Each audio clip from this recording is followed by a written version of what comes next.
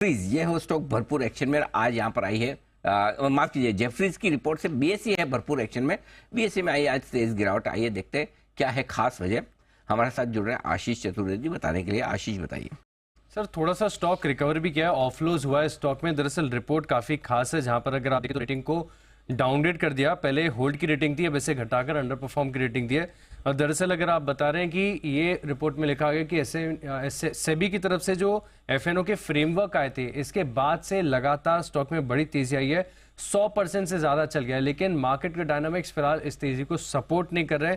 और खासतौर पर अगर आप देखें तो जेफरीज को वैल्यूएशन को लेकर कंफर्ट नहीं आ रहा, क्योंकि FY26 फॉरवर्ड ईपीएस के हिसाब से देखें तो 40 टाइम्स का मल्टीपल इस स्टॉक को बाजार फिलहाल के लिए दे रहा है। अब क्या हो गया कि एक एक वीकली एक्सपायरी है दोनों एक्सचेंजेस के पास, तो बाजार ये एंटिसिपेट करके ये फोरकास्ट करके चल रहा है कि हो सकता है कि बीएसई की जो वीकली ऑप्शंस है ये 30 से लेकर 50% तक का मार्केट शेयर ग्रैब कर पाए। लेकिन ये थोड़ा सा मुश्किल लग रहा है। जेफरीज इस चीज को मान रहे हैं कि काफी डिफिकल्ट है। और साथ में लगातार जिस प्रकार से लगातार रेगुलेटरी एक्शंस आ रहे हैं डेरिवेटिव्स को लेकर, तो वॉल्यूम्स में भी एक डिप यहां पर देखने को मिल सकता है।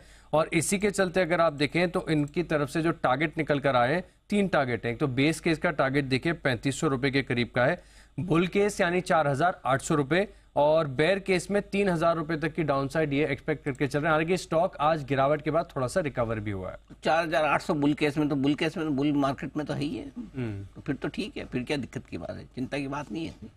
तो चलिए, यह है बीएसई पर जेफरीज की तरफ से रिपोर्ट, जिस पर दिखा है भरपूर एक्शन। आज थोड़ी गिरावट, वैसे एक तरफा भागने के बाद थोड़े बहुत करेक्शन की जरूरत थी, उस करेक्शन पे आता हुआ दिखा है बीएसई का स्टॉक। एक बार जरा चार्ट पर राय ली जाए। हमारे साथ सुदीप जी भी हैं। सुदीप जी, बीएसई के चार्ट देखिए, कहाँ है मजबूत सपोर्ट? माफ कीजिएगा, सनी अग्रवाल साहब हैं, उनसे एक फंडामेंटल राय ली जाए। सनी जी बताएं सर, बीएसई क्या कहेंगे इस पर? Again Anil ji, I think काफी सारे इफ्स एंड बट्स है कि माफ कीजिएगा, गला खराब है थोड़ा। वॉल्यूम्स जो है एफएनओ के, वो कहाँ शिफ्ट होंगे और कैसे इम्पैक्ट आएगा।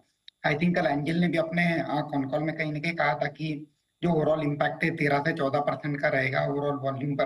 तो मुझे लगता है कि काफी सारे इफ्स एंड बट्स है। अभी ये कॉल लेना टफ होगा कि कितना वॉल्यूम कहाँ शिफ्ट होगा। बट अगेन जिस तरह से रैली हुई है, डेफिनेटली थोड़ा सा वैल्यूएशन एक्सपेंसिव हुआ है। तो मेरी तो यही राय रहेगी कि rather than exiting from the portfolio, buy on dip करना चाहिए। अगर किसी को फ्रेश मनी डिप्लॉय करना है, थोड़ा समय रुक जाना चाहिए कंसोलिडेशन होने के बाद बाय ऑन डीप। और अगर रही वॉल्यूम की बात, तो मुझे लगता है कि 20 नवंबर के बाद ग्रेजुअली पता ही चली जाएगा कि जो इम्पैक्ट है वॉल्यूम पर कैसे शिफ्ट हो रहा है NSC to BSC, and then we can add large position post 20th of November।